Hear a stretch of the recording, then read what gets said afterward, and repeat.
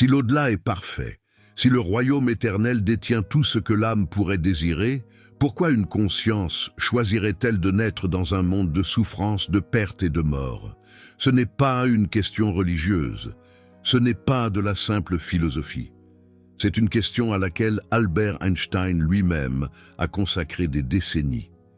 Et ce qu'il a découvert remet en question tout ce qu'on vous a enseigné sur l'existence. Einstein a écrit un jour « Étrange est notre situation ici-bas. Chacun de nous vient pour une courte visite sans savoir pourquoi, mais parfois semblant deviner un but. Sans savoir pourquoi. Einstein, l'homme qui a décodé le tissu même de la réalité, admettait que la raison de notre présence ici reste l'un des plus grands mystères, mais il a laissé des indices, éparpillés dans ses lettres, ses essais, ses conversations privées avec des amis proches.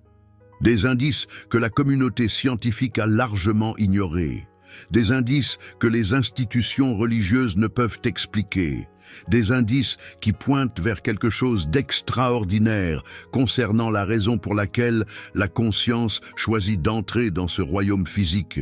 Et si vous restez jusqu'à la fin, vous comprendrez ce qu'Einstein croyait vraiment du voyage de l'âme, et pourquoi sa réponse pourrait changer votre vision de votre propre existence. Permettez-moi de vous poser une question d'abord. Avez-vous déjà senti que cette vie n'est pas tout à fait réelle? Que vous êtes ici pour une raison que vous ne pouvez pas entièrement vous rappeler? Que quelque part, d'une manière ou d'une autre, vous avez choisi cela? Si c'est le cas, vous n'êtes pas seul. Et Einstein avait quelque chose de profond à dire à ce sujet. Pour comprendre pourquoi les âmes choisiraient de naître, nous devons d'abord comprendre ce qu'Einstein croyait de l'âme elle-même. En 1930, Einstein a déclaré quelque chose qui a choqué le monde religieux. Il a dit « Je suis fasciné par le panthéisme de Spinoza. J'admire encore plus ses contributions à la pensée moderne. Spinoza est le plus grand des philosophes modernes, parce qu'il est le premier philosophe qui traite l'âme et le corps comme un seul, et non comme deux choses distinctes. Relisez ça. L'âme et le corps comme un seul, pas deux choses distinctes. C'est crucial. La plupart des religions enseignent que l'âme est piégée dans le corps est une prison, que la mort est une libération, que le paradis est une évasion. Einstein rejetait tout cela. Pour Einstein, l'âme n'entre pas dans le corps comme un conducteur entre dans une voiture. L'âme et le corps sont un phénomène unifié, une expression de quelque chose de plus profond, une manifestation de ce que Spinoza appelait Dieu ou la nature. Cela change tout à propos de la question que nous explorons. Parce que si l'âme et le corps sont un, alors l'âme ne quitte pas l'au-delà pour entrer dans un corps. L'âme n'abandonne pas la perfection pour entrer dans la souffrance. Quelque chose d'autre se passe entièrement. Mais avant d'approfondir la réponse d'Einstein, nous devons aborder quelque chose que la plupart des gens comprennent complètement de travers à propos de l'au-delà et de la perfection. Et si l'au-delà n'était pas un lieu? En 1929, un rabbin nommé Herbert Goldstein a envoyé à Einstein un télégramme avec une question simple. « Croyez-vous en Dieu ?» La réponse d'Einstein est devenue légendaire. Il a répondu « Je crois au Dieu de Spinoza » qui se révèle dans l'harmonie conforme aux lois de tout ce qui existe, pas en un Dieu qui se soucie du sort et des actes de l'humanité. L'harmonie conforme aux lois de tout ce qui existe, pas un lieu dans les nuages, pas des rues dorées et des portes nacrées. L'harmonie de tout ce qui existe.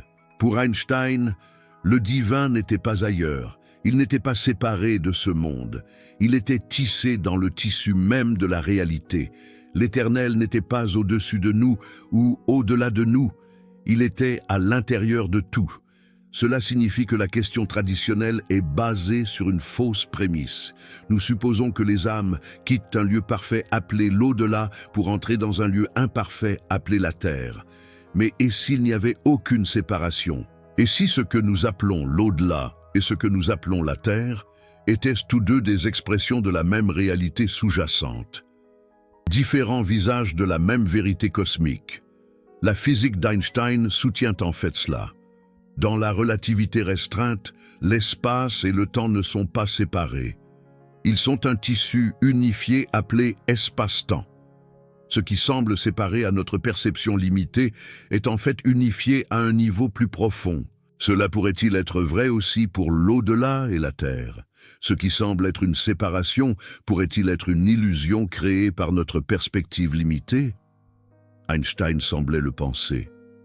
Et la preuve se trouve dans une lettre qui a tout changé dans ma compréhension de la vie et de la mort. En mars 1955, quelques semaines seulement avant la propre mort d'Einstein, son ami le plus proche, Henri Besseau, est décédé. Einstein et Besseau étaient amis depuis plus de 50 ans. Ils avaient marché ensemble dans les rues de Berne, discutant de physique, de philosophie, d'existence. Besseau était la seule personne qu'Einstein ait remerciée nommément dans son article révolutionnaire de 1905 sur la relativité restreinte. Ils avaient été des compagnons intellectuels à travers les découvertes les plus révolutionnaires de l'histoire de la physique. Quand Besseau est mort le 15 mars 1955, Einstein a écrit une lettre à sa famille 6 jours plus tard, le 21 mars. Et dans cette lettre, Einstein a révélé quelque chose d'extraordinaire sur la nature de l'existence. Il a écrit « Maintenant, il a quitté ce monde étrange un peu avant moi. Cela ne signifie rien. Pour ceux d'entre nous qui croient en la physique, la distinction entre le passé, le présent et le futur n'est qu'une illusion obstinément persistante. Une illusion obstinément persistante. » Einstein ne parlait pas métaphoriquement. Il n'offrait pas un réconfort poétique à une famille en deuil. Il décrivait quelque chose de fondamental sur la nature de la réalité elle-même. Quelque chose que sa physique avait prouvé. Dans ce que les physiciens appellent l'univers bloc ou l'éternalisme, tous les moments du temps existent simultanément. Le passé n'est pas parti. Le futur n'est pas encore à venir. Ils existent tous ensemble dans un présent éternel. Pensez à ce que cela signifie. Votre naissance existe déjà. Votre mort existe déjà. Chaque moment de votre vie existe en ce moment même, figé dans le tissu de l'espace-temps comme des images dans une bobine de film. Vous ne vous déplacez pas dans le temps. Vous êtes intégré dans le temps. Tout vous, pour toujours. Le physicien lauréat du prix Nobel, Brian Greene, l'explique de cette façon. Dans l'univers bloc, chaque moment est également réel. Votre 5e anniversaire est tout aussi réel que ce moment présent. Le jour où vous mourrez est tout aussi réel que le jour où vous êtes né. Maintenant, appliquez cela à la question des âmes qui choisissent de naître. Si tous les moments existent simultanément, alors votre âme n'a pas quitté l'au-delà et n'est pas entrée sur Terre. Votre âme existe dans l'au-delà et sur Terre en même temps. Il n'y a pas de départ, il n'y a pas d'entrée. Il n'y a que l'être, différents aspects de la même conscience, existant à travers différentes dimensions de la réalité, tous en même temps. C'est ce qu'Einstein voulait dire quand il a dit que la distinction entre le passé, le présent et le futur est une illusion. Et si le temps est une illusion, alors le concept de choisir de naître est aussi transformé complètement. Vous n'avez pas choisi au sens de prendre une décision à un moment donné dans le temps. Vous êtes simplement existant à travers tous les états simultanément. L'âme au-delà et la personne sur Terre ne sont pas séquentielles, elles sont simultanées. Mais c'est là que ça devient encore plus profond. Parce que Albert Einstein ne parlait pas seulement de physique. Il parlait de quelque chose que les traditions anciennes comprenaient il y a des milliers d'années, sans équation ni expérience. Le concept hindou d'Atman enseigne que l'âme individuelle est en réalité une étincelle du Brahman infini, non pas séparée du divin, mais une partie de celui-ci. Comme une vague fait partie de l'océan, la Bhagavad Gita, l'un des textes les plus sacrés de l'hindouisme, enseigne que l'âme n'est jamais née et ne mourra jamais. Elle est éternelle, immuable, ancienne. Elle ne meurt pas quand le corps meurt. La vague choisit-elle de s'élever de l'océan? La vague souffre-t-elle en devenant distincte de l'eau? Ou la vague est-elle toujours l'océan? qui s'expérimente simplement sous une forme différente. Le bouddhisme aborde cela sous un autre angle. Le Bouddha a enseigné le concept d'anatta, ou non-soi. Il n'y a pas d'âme permanente et immuable qui transmigre de vie en vie. Ce qui continue est un flux de conscience, façonné par le karma, en constante évolution. Et pourtant, même dans cette optique, la renaissance continue jusqu'à ce que l'illumination soit atteinte. La question demeure. Pourquoi la conscience prend-elle forme? La réponse bouddhiste est l'ignorance. Nous naissons parce que nous ne voyons pas encore la réalité clairement. Nous nous accrochons à l'illusion d'un soi séparé. Et cet attachement crée les conditions de la renaissance. Mais voici quelque chose de fascinant. Albert Einstein aurait été d'accord avec une grande partie de cela. Il a écrit sur l'illusion d'optique de la conscience, l'illusion de séparation, la prison de croire que nous sommes des individus isolés.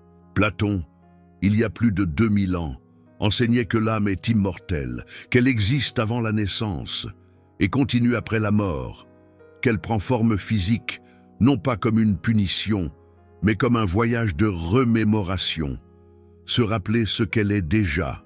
Dans le dialogue de Platon, Phèdre, il décrit comment les âmes dans le royaume céleste s'alourdissent d'oubli et tombent dans des corps physiques.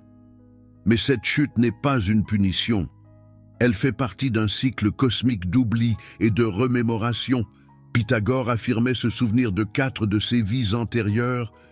Socrate enseignait que l'apprentissage est en réalité se souvenir de ce que l'âme savait déjà avant la naissance. Albert Einstein a été profondément influencé par ces idées anciennes.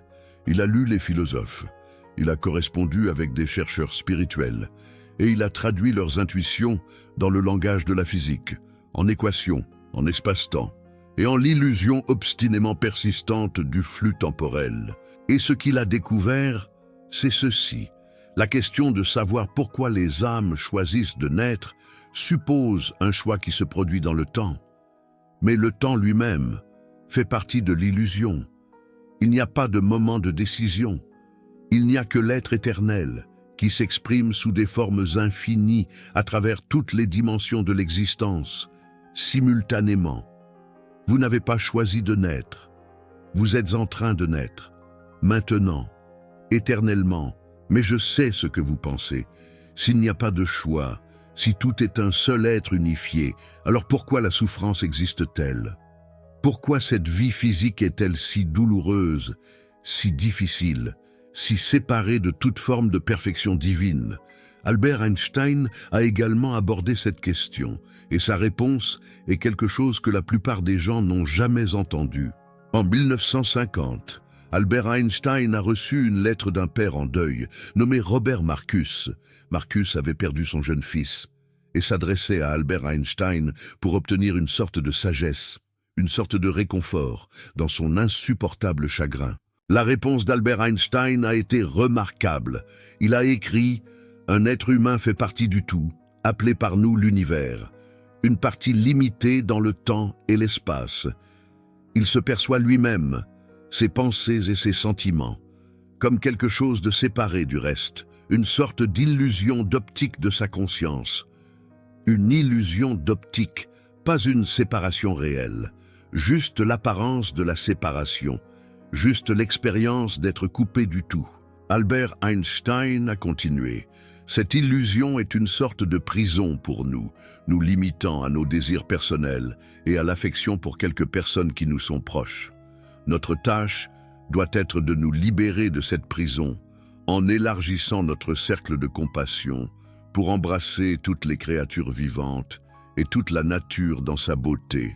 C'est la réponse à la question de savoir pourquoi la souffrance existe dans un univers qui est fondamentalement unifié et divin. La souffrance n'est pas réelle au sens le plus profond. C'est une expérience créée par l'illusion de séparation. Quand nous croyons que nous sommes des individus séparés, coupés du tout, nous souffrons. La douleur est réelle pour nous, parce que l'illusion est puissante, obstinément persistante, comme disait Albert Einstein. Mais la réalité sous-jacente est celle d'une unité complète. La vie physique, avec tous ses défis et ses difficultés, est le processus par lequel la conscience expérimente la séparation, non pas pour souffrir inutilement, mais pour apprendre, pour se souvenir, pour élargir le cercle de compassion, pour percer l'illusion. Si vous n'aviez jamais ressenti le sentiment d'être séparé, vous ne pourriez jamais avoir la joie de réaliser que vous n'avez jamais été séparé du tout. C'est pourquoi les mystiques parlent de l'illumination comme d'un retour au bercail. Non pas aller quelque part de nouveau, mais réaliser où vous avez toujours été. Non pas devenir quelque chose de différent, mais se souvenir de ce que vous avez toujours été. Albert Einstein l'a vu clairement. L'âme ne choisit pas la souffrance. L'âme expérimente l'illusion de séparation et à travers cette expérience, découvre la vérité de l'unité. Les anciens hindous appelaient cela Maya, l'illusion, le jeu cosmique, lila en sanskrit. Ils enseignaient que Brahman, la conscience infinie, crée l'apparence de nombreux êtres séparés, non pas par cruauté, mais par amour, pour se connaître sous des formes infinies. Vous êtes l'univers qui se connaît lui-même, à travers l'expérience d'être vous. Une enquête de Pew Research de 2025 a révélé que 33% des adultes dans 35 pays croient en une forme de réincarnation. Le retour de l'âme à la forme physique n'est pas une croyance marginale. C'est un enseignement fondamental des traditions qui ont guidé des milliards d'humains à travers des milliers d'années. Et même ceux qui ne croient pas à la réincarnation ressentent souvent quelque chose de plus profond. Ce sentiment que vous avez déjà été ici, ce flash de reconnaissance, lorsque vous rencontrez certaines personnes, ce savoir qui vient de nulle part que vous pouvez nommer. Albert Einstein dirait que ces expériences pointent vers la vérité plus profonde, que passé, présent et futur se produisent simultanément, que la conscience n'est pas confinée à une seule vie ou à une seule forme.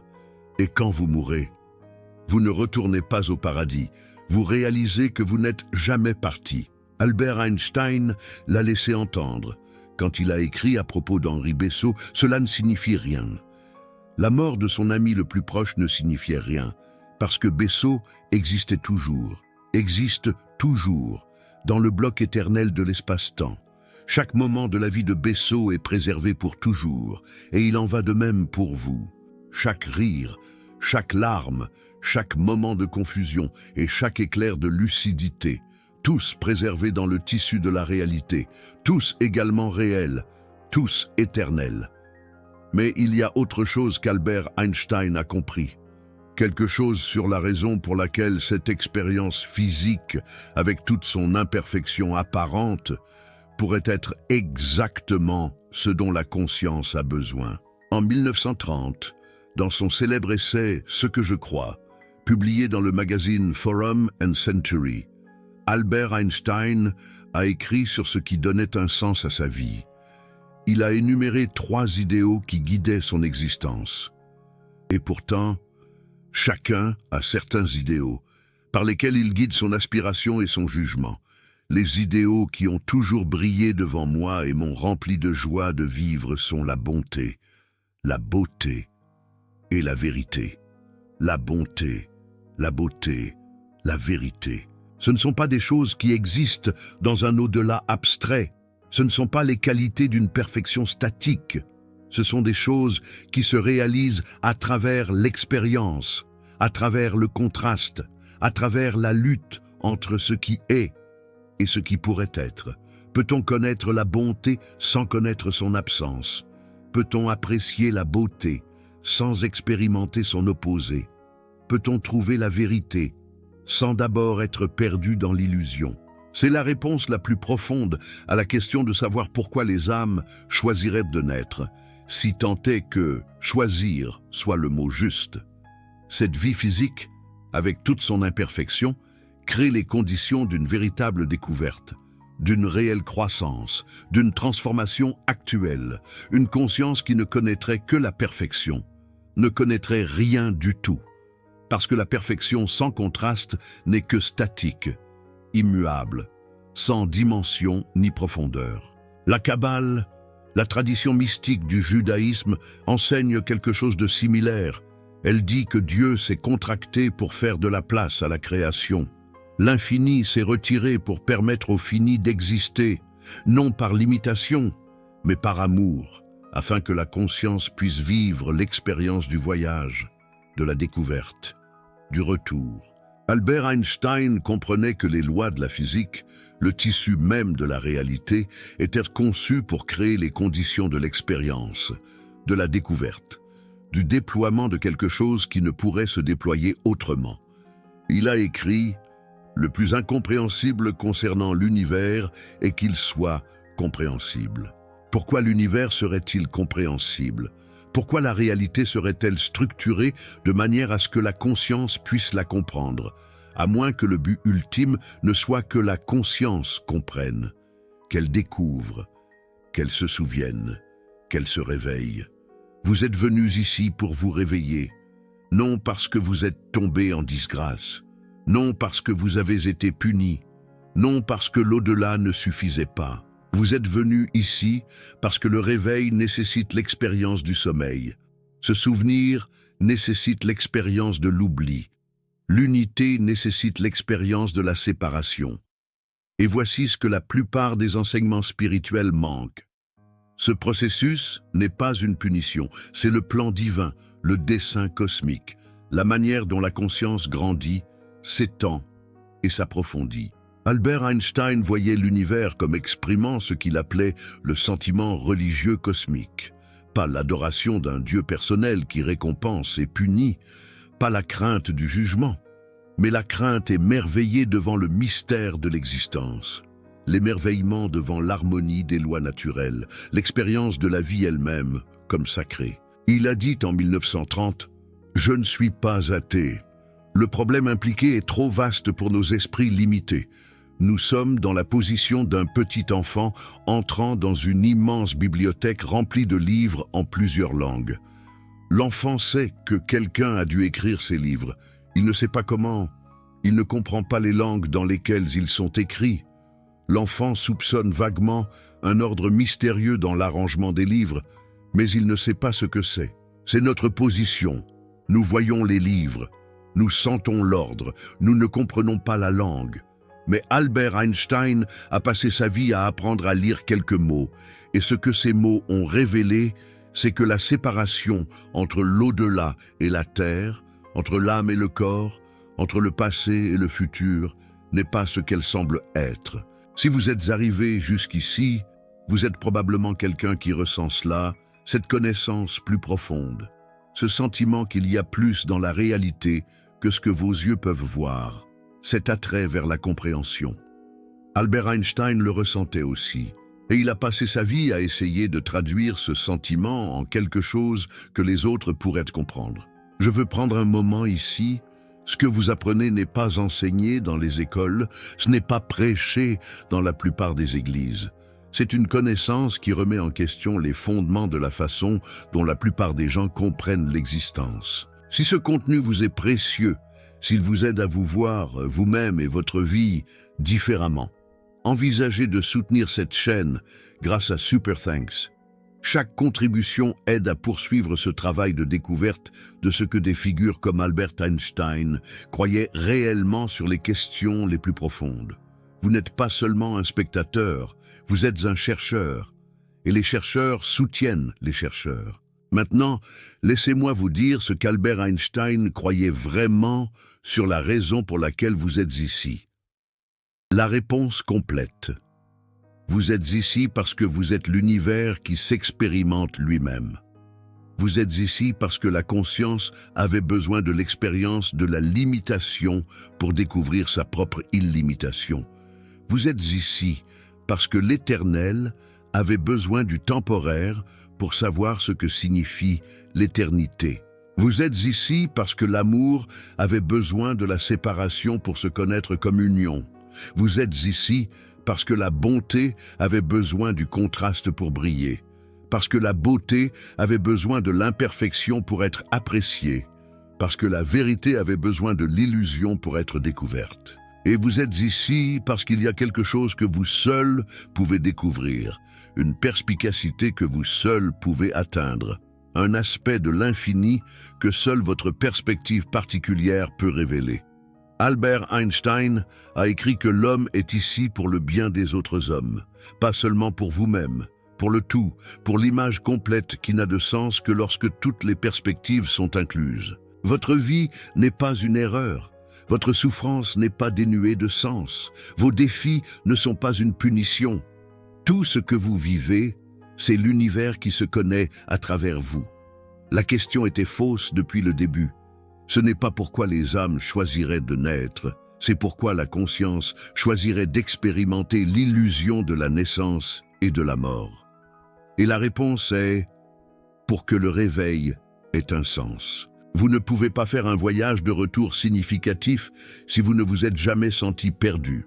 Vous ne pouvez pas avoir un véritable éveil si vous n'avez jamais dormi. Vous ne pouvez pas connaître la joie de l'unité si vous n'avez jamais vécu la douleur de la séparation. Albert Einstein l'a compris, Spinoza l'a compris, Platon l'a compris, Bouddha l'a compris, les anciens voyants védiques l'ont compris. Et maintenant, vous le comprenez aussi. Vous n'êtes pas séparés de l'au-delà, vous êtes l'au-delà, se rêvant comme une personne, vivant la limitation afin de pouvoir un jour rire de joie de sa propre nature infinie. L'âme n'a pas choisi de quitter la perfection. L'âme a choisi de vivre le voyage de retour à la perfection, parce que le voyage est l'essentiel, la découverte est le but, l'éveil est ce qui rend l'éternité digne d'être vécue. Albert Einstein est décédé en avril 1955, quelques semaines seulement après avoir écrit cette lettre à propos de Henri Bessot. Le 17 avril, un anévrisme de l'aorte abdominale s'est rompu. Les médecins ont proposé une intervention chirurgicale. Albert Einstein a refusé. Il a dit « Je veux partir quand je veux. Il est de mauvais goût de prolonger artificiellement la vie. J'ai fait ma part. Il est temps de partir. Je le ferai avec élégance. » Ces derniers mots furent prononcés en allemand à une infirmière qui ne comprenait pas la langue. Ils furent perdus à jamais. Mais peut-être que les mots importaient peu. Peut-être qu'Albert Einstein avait déjà dit tout ce qui devait être dit. La distinction entre le passé, le présent et le futur n'est qu'une illusion obstinément persistante. Autrement dit, il n'est jamais vraiment parti. Et vous non plus. Personne d'entre nous, parce que nous sommes tous des vagues dans le même océan, des formes différentes, des expériences différentes, des perspectives différentes, mais toujours l'océan, toujours chez soi, même quand nous oublions, surtout quand nous oublions. Des chercheurs de la division des études perceptuelles de l'Université de Virginie ont documenté des milliers de cas d'enfants qui semblent se souvenir de vies antérieures. Des enfants qui décrivent des lieux où ils ne sont jamais allés, des personnes qu'ils n'ont jamais rencontrées, des événements qui se sont produits avant leur naissance. La science n'a pas encore d'explication pour ces cas, mais Albert Einstein aurait peut-être dit que l'explication est simple. Si tout le temps existe simultanément, alors des souvenirs d'autres points dans l'espace-temps pourraient occasionnellement transparaître. L'illusion de la séparation n'est pas toujours complète. Voici ma question pour vous. Après tout ce que vous avez entendu aujourd'hui, croyez-vous que nous avons choisi cette vie ou croyez-vous que le choix lui-même fait partie de l'illusion? Commentez Schwack si vous croyez que l'âme décide activement de s'incarner. Commentez Illusion si vous croyez que le concept de choisir fait lui-même partie du Maya, le jeu cosmique. Et dites-moi, avez-vous déjà eu un moment où vous avez eu l'impression de vous souvenir de quelque chose d'avant cette vie? Un éclair de savoir que vous ne pouvez pas expliquer? Un sentiment que vous avez accepté d'être ici avant votre arrivée? Je lis tous les commentaires. Je répondrai pendant les 2 prochaines heures. Quoi que vous croyiez, souvenez-vous de ceci. Albert Einstein a passé toute sa vie à essayer de comprendre l'harmonie derrière l'existence. Il a trouvé cette harmonie dans la physique, dans la philosophie, dans les anciennes traditions de sagesse. et il a trouvé que la séparation apparente entre l'au-delà et la terre, entre l'âme et le corps, entre le passé et le futur, était l'illusion ultime. Vous n'avez pas quitté l'au-delà pour venir ici. Vous êtes l'au-delà, vivant une expérience humaine, et quand vous vous en souvenez enfin, que vous vous en souvenez vraiment, tout change. Pas parce que le monde change, mais parce que vous le voyez enfin clairement, comme Albert Einstein l'a vu, comme il a toujours été, un